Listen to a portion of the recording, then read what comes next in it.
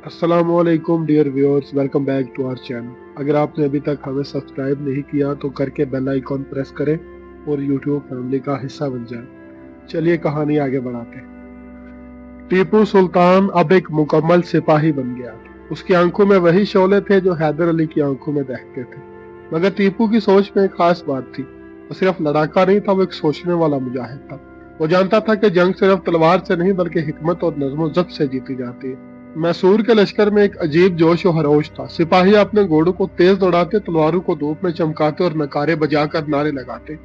टीपू अक्सर लश्कर के दरमियान जाता, हर सिपाही से बात करता, उनके कंधों पर हाथ रखता और कहता, याद रखो तुम्हारा हर वार सिर्फ जमीन के लिए नहीं, तुम्हारा हर वार अल्लाह की रजा के लिए है। सिपाही अपने कमानदार को देखकर फख्र से कहते, ये लड़का सिर्फ कमानदार नहीं, ये हमारा भाई भी है। दूसरी तरफ अंग्रेज अपनी साजिशें तैयार कर रहे थे। उन्होंने अपने कासिदों को रवाना किया ताकि मैसूर के आसपास के हुक्मरानों को अपने साथ मिला ले। कई कमजोर दिल हुक्मरान लालच में आ गए। टीपू को जब खबर मिली तो उसने कहा, यही असल जंग है। दुश्मन के तोपखानों से ज्यादा खतरनाक ये गद्दार है। आखिर वो दिन आ गया। आसमान पर बादल छाए हुए थे, मैदान में गर्दो गबार उड़ा हुआ था। अंग्रेजों ने अपनी तोपों को कितारों में खड़ा कर दिया। उनकी फौज सुरह झंडू में नज़्म ज़ब्त के साथ खड़ी थी, लेकिन टीपू ने अपनी फौज को नए अंदाज में तरतीब दिया। वो जानता था कि अगर सीधी टक्कर ली तो नुकसान ज्यादा हो सकता है। उसने कहा, हम बिजली की तरह टूटेंगे, एक वार यहाँ दूसरा वार वहां। दुश्मन को समझ ही नहीं आएगी कि हमला कहां से हो रहा है। अंग्रेज तोपें दागते रहे, लेकिन टीपू ने अपने सवार दस्ते को हुक्म दिया कि वो मैदान के एक तरफ से चक्कर लगाकर दुश्मन की तोपों पर टूट पड़े। यह हरबा बिल्कुल नया था। अंग्रेज अफसर चीखने लगे, इन्हें सीधे वार से रोको, ये लड़के हमें पागल कर देंगे। लेकिन अब देर हो चुकी थी।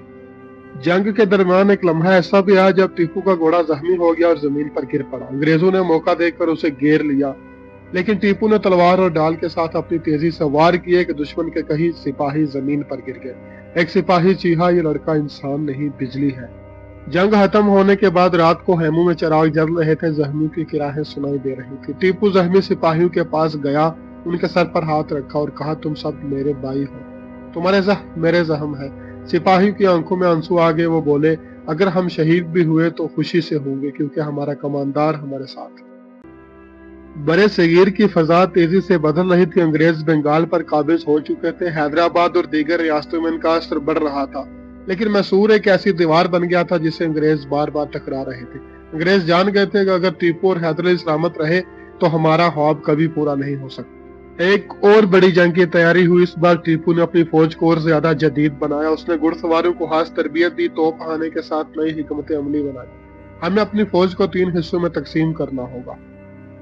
मैदान में अंग्रेजों ने तोपों की बारिश शुरू कर दी। आसमान स्याह धुएं से भर गया, लेकिन टीपू ने अपने सिपाहियों को पैगाम भेजा, याद रखो ये धुआं तुम्हें डरा नहीं सकता। जब तक एक एक सिपाही बाकी है, दुश्मन को पीछे धकेलते रहना। अंग्रेज अफसर टीपू को देखकर चीहा, तुम एक बच्चे हो, तुम हमारा मुकाबला कर ही नहीं सकते। हमें तुम्हारे वालिद की दौलत दे और अपने बेटों को महफूज कर लो। हमारी इज्जत दौलत से बड़ी है। टीपू ने कहा, हम अपने बच्चों को गुलामी में नहीं देख सकते। बेहतर है तुम्हारी फौजें वापस पलट जाएं। जंग के कई घंटों बाद जमीन खून से सुर्ख हो गई। टीपू के आदमी जख्मी सिपाही को उठाकर पीछे हेमू तक ले जाते। उनके कपड़े खून से भर गए थे, लेकिन वो बार बार यही कह रहा था, मैं सिर्फ कमांडर नहीं, तुम सबका भाई भी हूँ।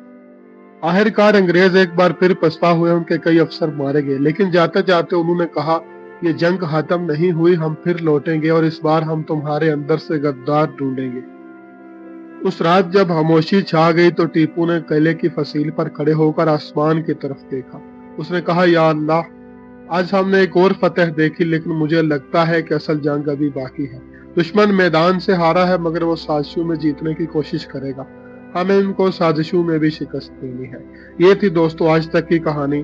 थोड़ा कम टाइम आपको दिया गया। अगली वीडियो में इंशाल्लाह ज्यादा कोशिश करेंगे। अल्लाह हाफिज।